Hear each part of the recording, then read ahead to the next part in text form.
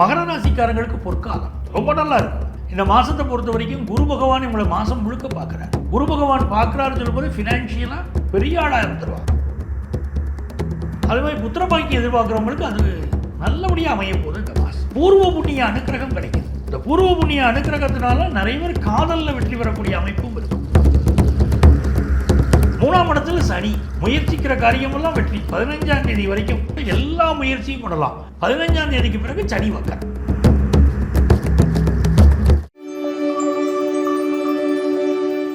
மகர ராசி அன்பர்களுக்கு இந்த ஜூலை மாதம் எப்படி அமைய போகுது?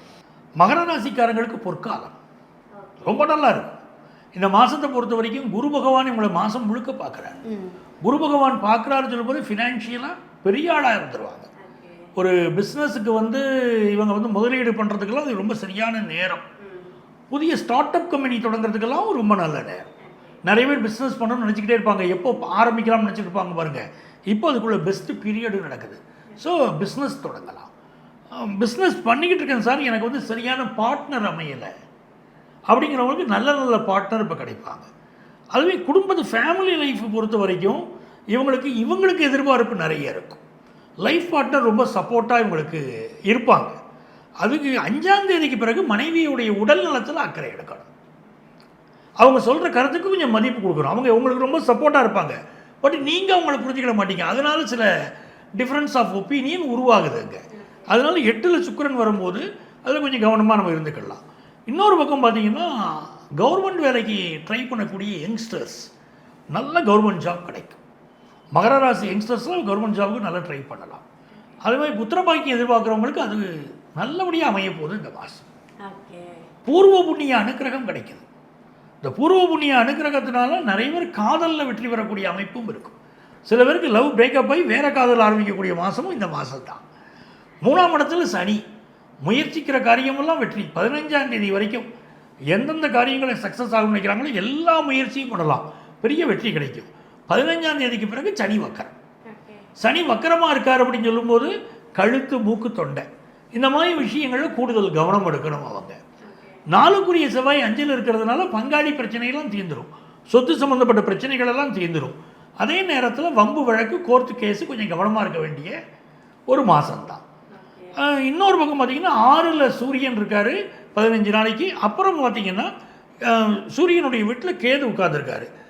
அரசியல்வாதிகள் பல பேர் மேலே ஒரு கேஸ் வரக்கூடிய காலகட்டங்களெல்லாம் சில மகர ராசி அரசியல்வாதிகள் மேலே வரலாம். அப்படி இருந்தால் கூட குரு பகவானுடைய பார்வை உங்களை காப்பாற்றும். நல்லவர்களுடைய தொடர்பு கிடைக்கும், பணம் படைத்தவர்களின் தொடர்பு கிடைக்கும்.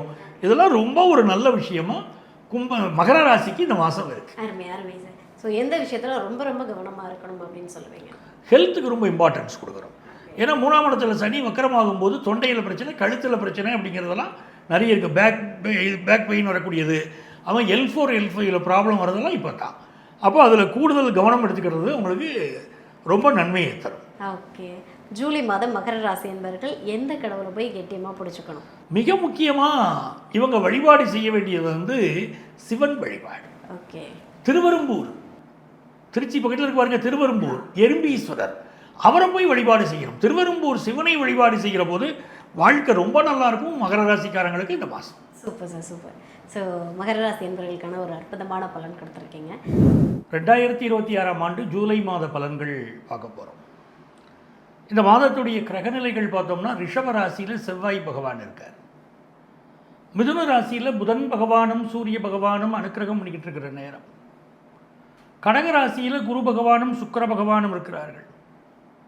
கேது பகவான் சிம்ம ராசியிலும் ராகு பகவான் கும்பராசியிலும் அருள்வாளித்து கொண்டிருக்கக்கூடிய காலம். சனி பகவான் மீனராசியில் இருக்கார். இந்த மாதம் சந்திர பகவான் பூராடம் நட்சத்திரத்தில் தொடங்கி ஒரு சுற்று வருகிறார். மீண்டும் பூராடம் நட்சத்திரத்துக்கு வருகிறார்.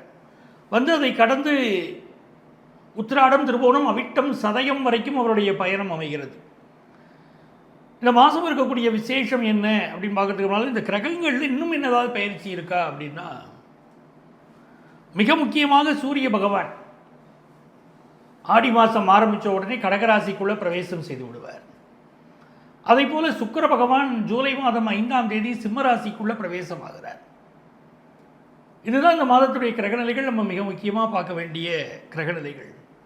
என்னென்ன விசேஷம் இருக்குது இந்த மாதம் அப்படின்னு பார்த்தீங்கன்னா, 2ஆம் தேதி திருவோண விரதம்.